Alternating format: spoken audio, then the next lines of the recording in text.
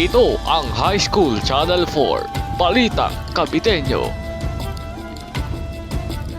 Magandang hapon mga kabalitaan, kayo po ay nakatutok sa special coverage ng Balitang Kabiteño sa High School Channel 4. Ako po si Arkin Juan David Cabeon. Subayin po tayong napapanood sa PTMA Channel 9. Mga kabalitaan, binaha po ang ilang mga bayan at lungsod dito sa Cavite. Sa bahagi po ng Gahakag Centennial dito sa Kawit, Cavite, pahirapan ang pagdaan mga sasakyan lungsod ng baha.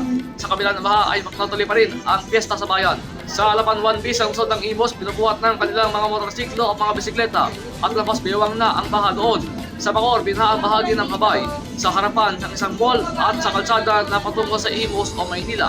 Sa Palayang lungsod pa rin, sa bahagi ng Locos Flyover, baha na tiilan na lang ang mga dumadaang sasakyan. At hindi pong nasaksihan ang mga balita mula sa loob at nalalawigan, mula sa Balitaan Plus, Balitang Higit pa sa Katotohanan, Balitang Walang Paumalitigan at Balitang Pamparulan. Ako po si Arkin Juan David Cabeon. Magandang hapon po.